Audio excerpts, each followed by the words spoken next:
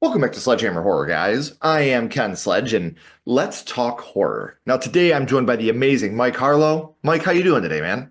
Good, dude. I am so excited. This is my first horror podcast I've ever been on. This is like dream come true. You just had my two favorite people in all of YouTube on, Cody Leach and Rockland Graves. So Yeah, that's a man. tough act to follow, but I'm very happy to be here. No, I'm super stoked to have you, man. This has been a long time in the making. You've been a good friend of mine for a while, and having the conversations that we've had, it's been really awesome being able to connect with you and pick your brain. But before we talk about why you're here, Mike, I would like for the people that don't know you to get to know you a little bit. You are a writer, artist, and YouTuber from New York City. You host a weekly podcast, MIKEroaggress'd, and has spoken at live events across the country. You've been seen on BBC, Sky News, Jubilee, Timcast, so much more. So, what gave you the push and the desire to start MIKEroaggress'd? I kind of fell into it by happenstance. It's not really what I ever expected to be doing. I just years ago kind of started speaking my mind about different issues and trying to talk about serious subjects in a somewhat lighthearted, funny way. And I guess a lot of people felt similarly. So I guess I just kind of started talking and didn't shut up.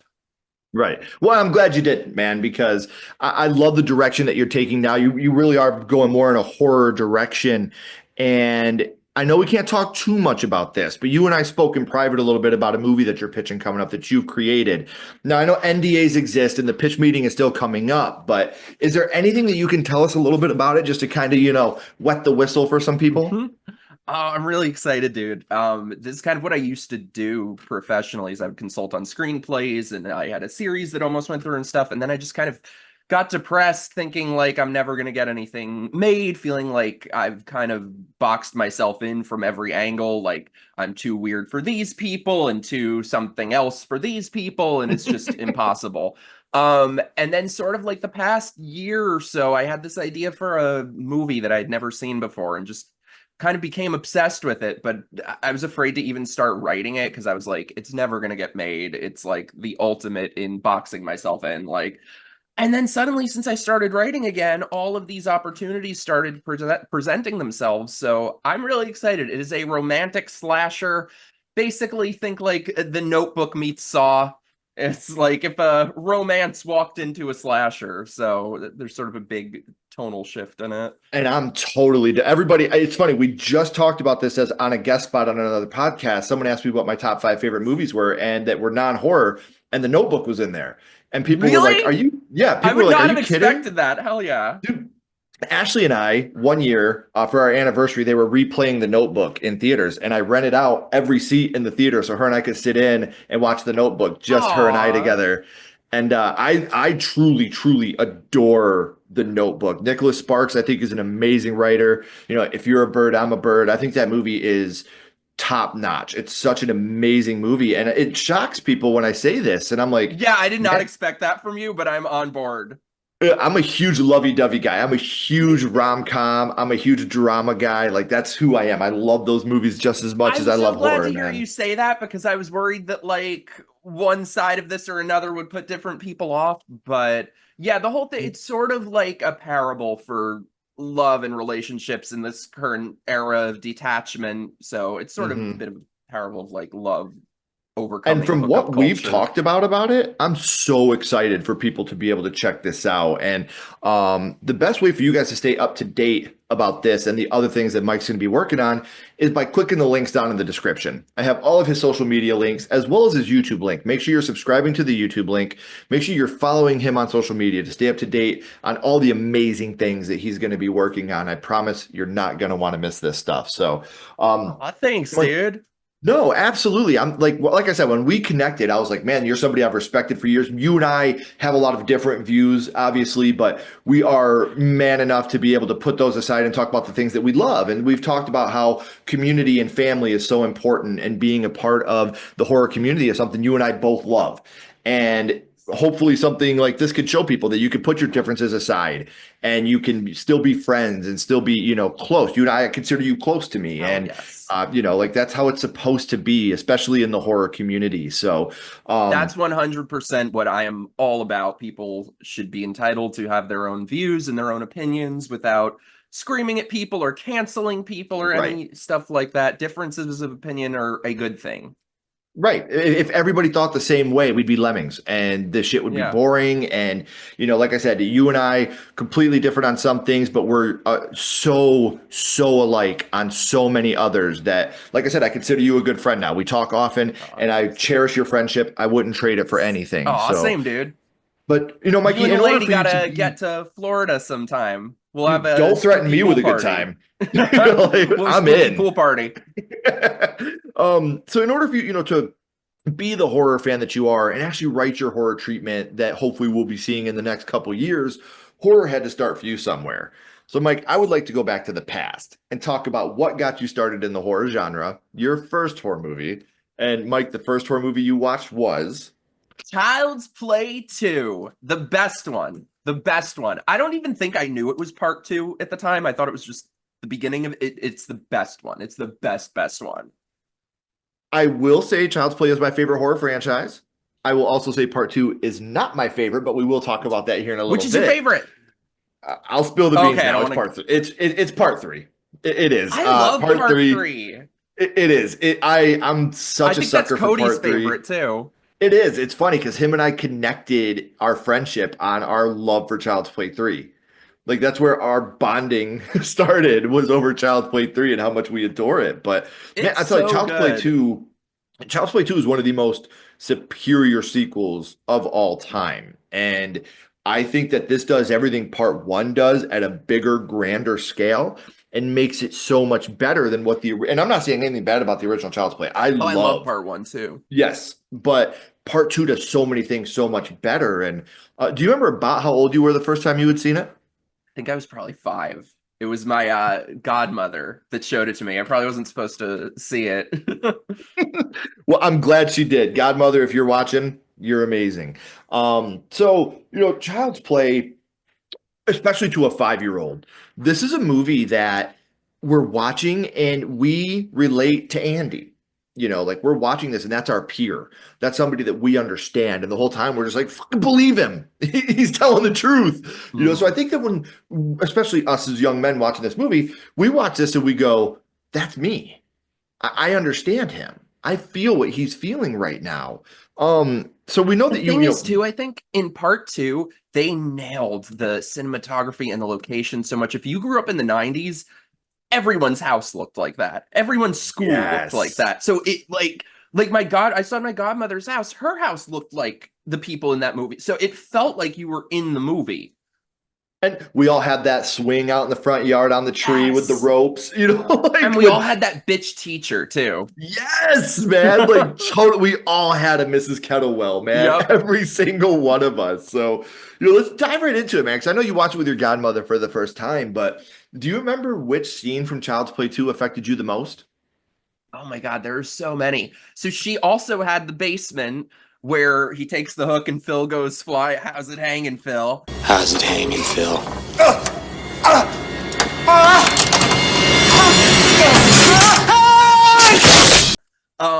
But I think number one must have been Mrs. Kettlewell. Him in the And school. Because it was seeing it at such a young age, it was such a dichotomy of I was terrified of it, but I loved it. And like with that, like I had bitch teachers like that, and I was Mhm. terrified of it, but I loved that he was getting his revenge on her. So it Right. really was this sort of the entire viewing experience was this sort of weird dichotomy. And it's one of those things where, like, when you watch it as an adult, obviously, you're like, come on. Andy didn't write that on the paper. Like, that's obviously not a She was a little kid's bitch. She handwriting. didn't care. Yeah, she She didn't was give a just looking to shit, man. nail his ass. Right. And it's just funny because this is one of the times where, like, even as kids, we're like, maybe Chucky ain't so bad. Like Hmm. maybe Chucky's kind of got something going on here. And like you even talked about Phil, like Phil was like such a piece of shit, man. Everyone had And a relative like that. right. And what I love about this movie too is especially for the time period, they were really, really sensitive about the adopted sibling relationship. Like Hmm. You really feel like Kyle and Andy are adopted. Like she's teaching him how to smoke a cigarette downstairs in the basement for the first time. So you really get that feeling of love and respect from each other because they know what each other have been through. And I just wanted to be Kyle. Oh, dude.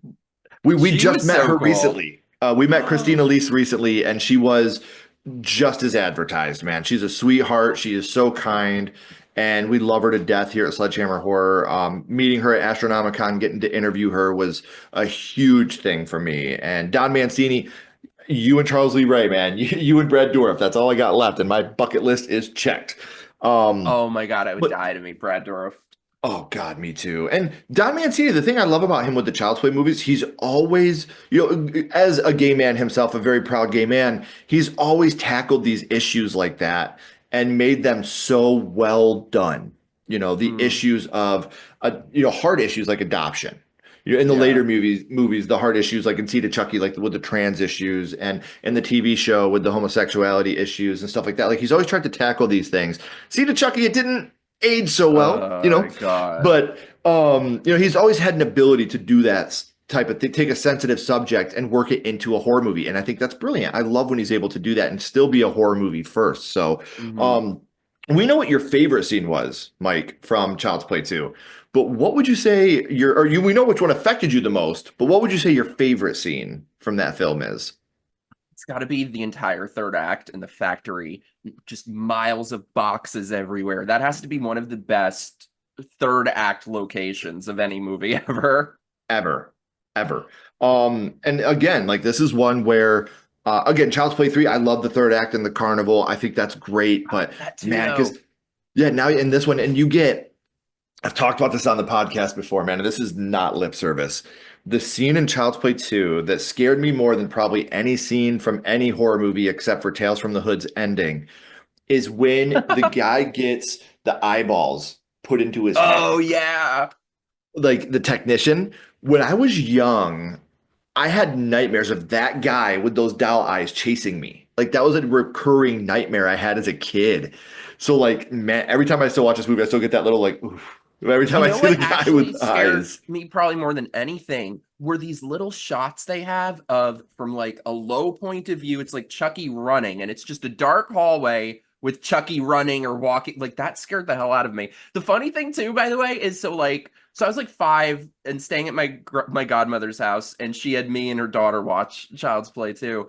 And I was terrified of it, but I loved it so much. And for a good maybe year or so, when I was like 5 or 6, I would carry a Chucky doll around with me everywhere I Is went. He had blood dripping from the mouth. And the That's funny so thing is that legit. really didn't. And then, like, when I got a couple years older, it was sort of me and my dad. It was our thing that we would watch every horror movie together. We watched all the Halloweens, all the Nightmare on Elm Streets.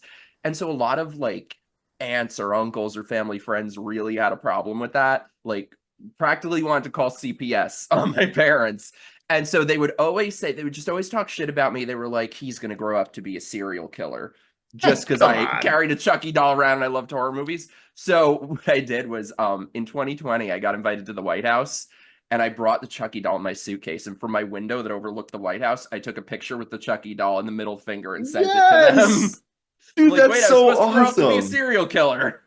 Right, right. And that's amazing too because like we're starting to finally get away from that stigma that horror movie fans are weirdos and killers and that we're genuinely some of the nicest people you could ever meet. Like yeah, we Seriously. love horror, but we're all about loving each other and being a community and having everybody succeed and be kind and generous and when you see like that like I would kill to be able to take Chucky to the White House, man. You know what I mean? Like that's a fucking dream, dude. Like Just not in to the TV series, not season 3.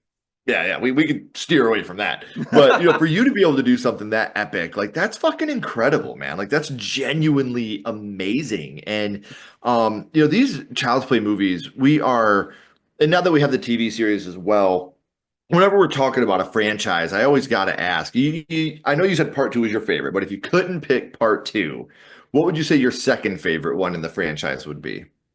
I think the original.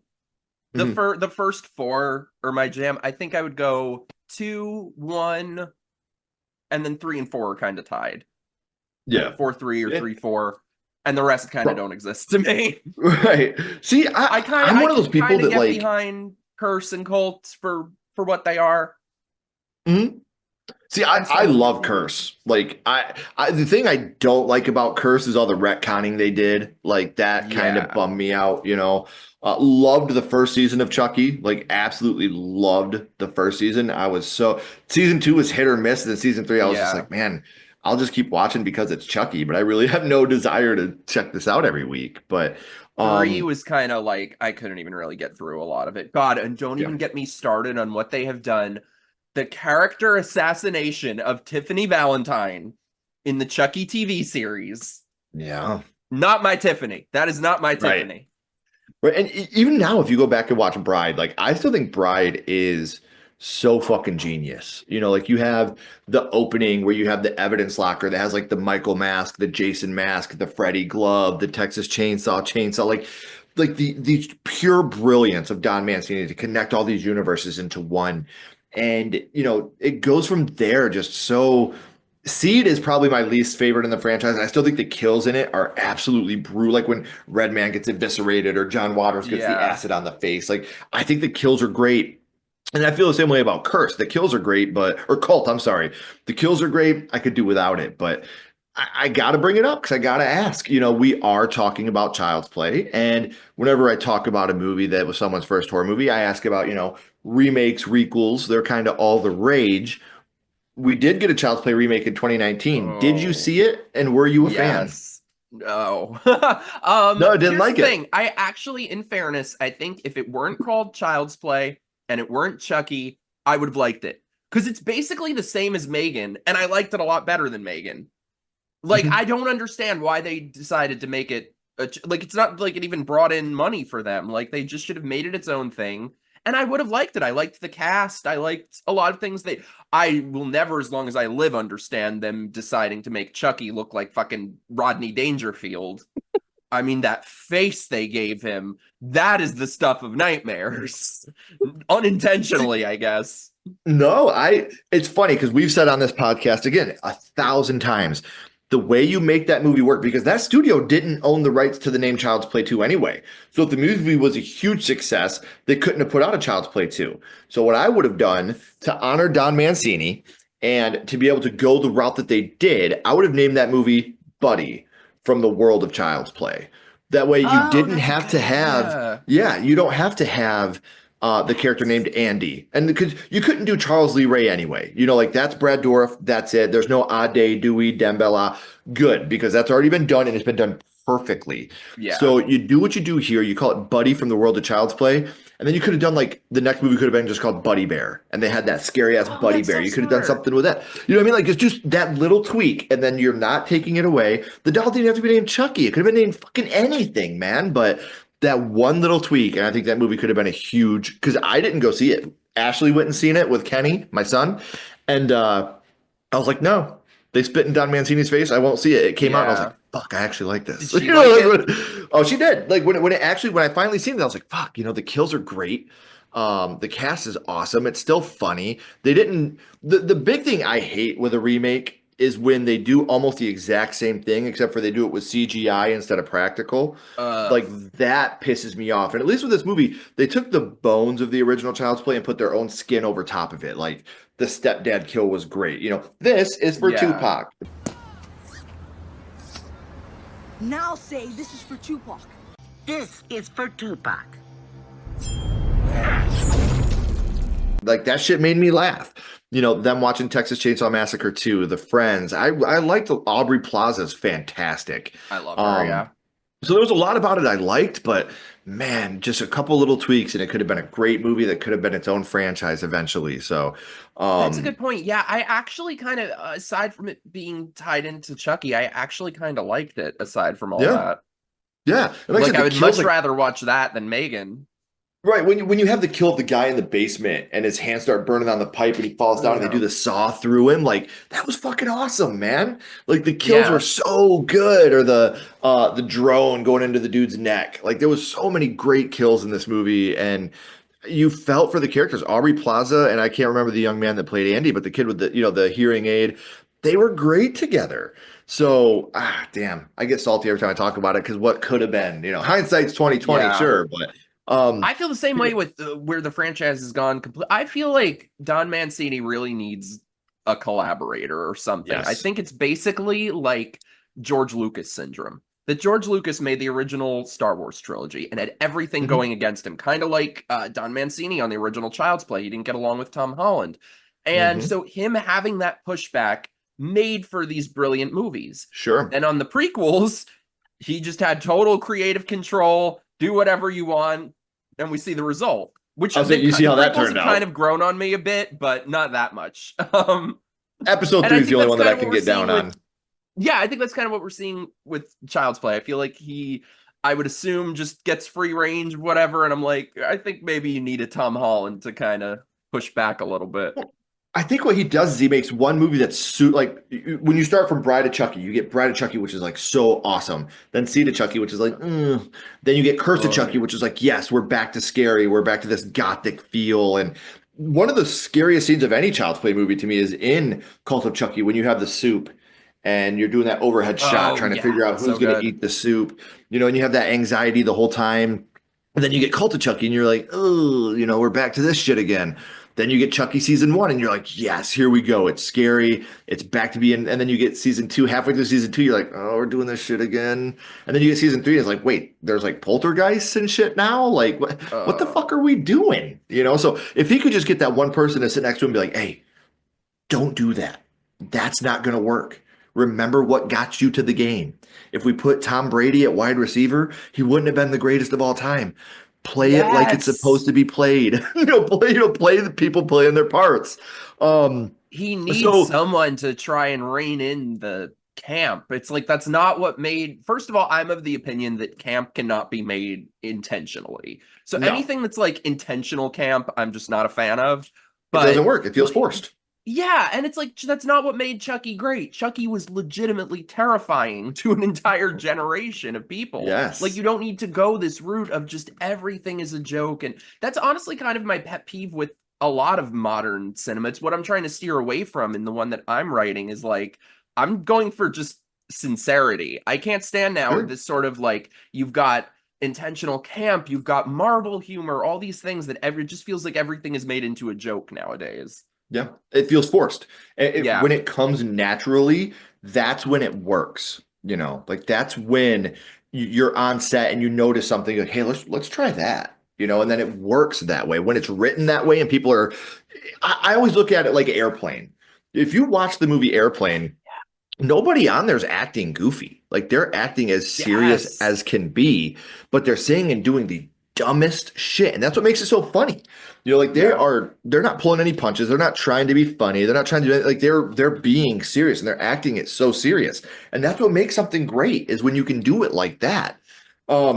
Now, Mike, I could talk about Child's Play for literally hours. Me too. But here for a second, I do want to throw a little bit of a curveball at you. My little buddy Ghostface is here, and he has a question for you. What's your favorite scary movie, Mike? Uh, Yours, yours, yours, yours, yours. Scream. let's That was go. that is the second horror movie I ever saw when I was like 7. Oh Hmm. my god. That what you just said about the Child's Play remake, that's almost how I felt with Scream 6 and how they did Nev Campbell. I did go to Yeah. see it, but that's my girl. I'm all about Nev Campbell. But yeah, Hmm. no, that I'm upset. Scream is my favorite franchise. Not so much the last two. I'm all about the original Wes Craven 4. Yeah. But See, yeah, that's for me, and again, I'm going to get a little bit of heat for this. I'm not a huge do fan of it. Part 4. Um, I Really? I'm not. I don't know what it is. I think I always because one of the two things that are a killer for me in any movie, let alone a horror movie. One, repeated fade outs. I hate a fade out. I think it's lazy writing. I think it's lazy editing. I think we could transition better than with a fade out. The other thing is a fake out. And when they started Scream 4 with 2 fake outs right in a row, I was Oh, I I was love them. I already thought it was so mad. creative. I hated it. I was so pissed going into that. And then See, but like I again, hate the fake out in kills. 6. 6 to me, it goes 4, 6, 5, 2, 3, 1 from least favorite to Wow, I'm favorite. surprised you have 3. I love 3 also. I didn't think you would Oh, love 3. 3, it to I me love 3. is so underrated. Like it is so underrated. Yeah, it went through a bunch of rewrites and they had to change a bunch of stuff because of the unfortunate Columbine incident. But man, that movie's so fun. There's never been I feel like Scream 3, like I do with Halloween Resurrection. There's never a time I'm watching this What? movie and I'm bored. Like I love That's Halloween true. Resurrection. You know, how is Halloween I think Resurrection? people talk shit about Buster Rhymes. I think Buster Rhymes is the best part of Halloween Resurrection. Dangertainment, baby. Yes.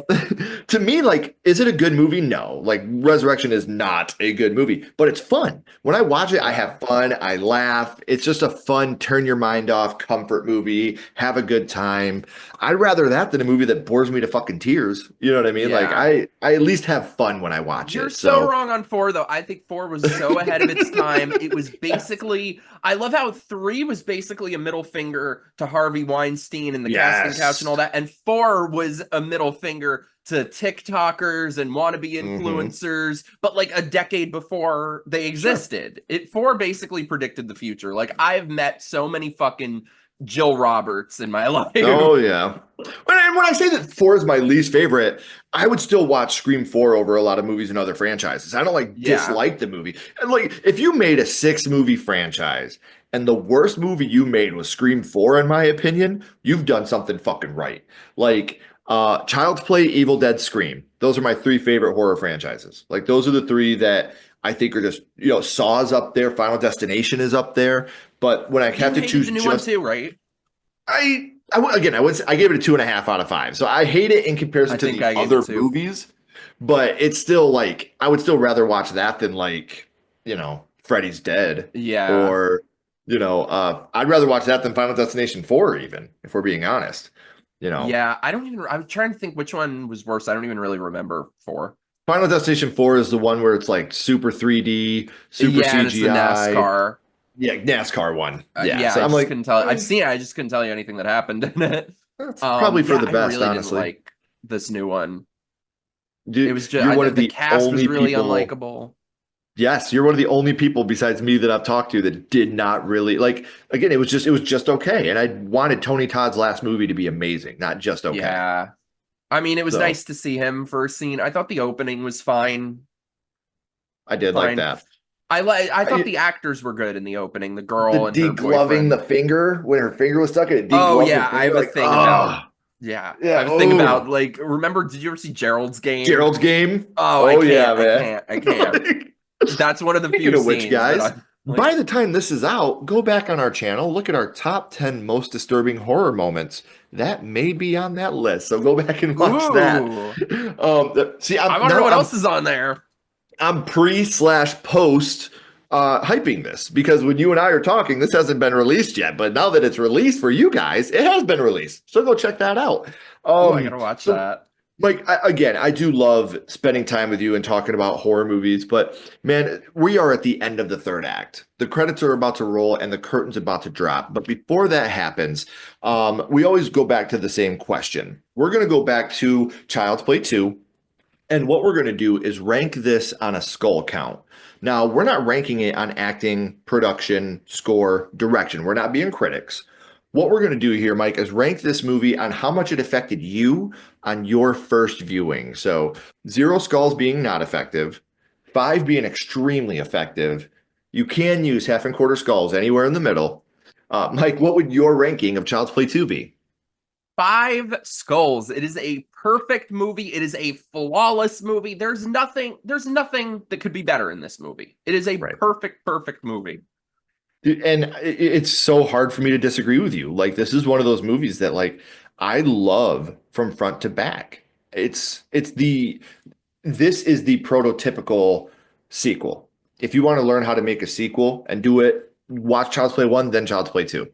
Also, he doesn't get enough credit. It is so beautifully directed. And I don't think John LaFia, the director, I don't think he really did much else. He should have had a big career. I think it is so perfectly directed. The time that it takes in between set pieces where it just shows these slow shots through the house. Like I said, those are the things that really scared me the most because it was so relatable. Mm-hmm. When you have the storm and the camera's panning and you just see Chucky at the bottom of the stairs. Like, oh, dude. It's so good. And you have the you have Tommy and you have Chucky, and you don't. Also, by the way, you know what is my favorite line in this movie that is nobody talks about enough? I want to get like a shirt that says this. When Chucky is in the car with Kyle and she stops short and he goes flying and he goes, "Goddamn women drivers." Yes, man. Dude, just like when they go past that guy in the semi and he's just like, Crazy bitch! That's so funny, man. Or when the cop goes, "What's your name?" and he just turns, Chucky. Chucky. Just so monotone and Brad Dourif, man. He's But so no, man, good. it is. It's amazing. And I know I said this at the beginning, guys, but do yourself a favor. All of Mike's social media links, YouTube link, they are in the description. Make sure you're following, make sure you're subscribing. And this is not going to be the last time you see him on Sledgehammer Horror. This is going to happen again. We're going to do a top 10 or a franchise ranking together in the very near future. So make sure you're staying involved for that. Mike, please Yeah, don't I go gotta get anywhere. you on mine too. Whenever. I'm down. So just hit me up. Don't go anywhere though, my friend. I got a couple more questions for you.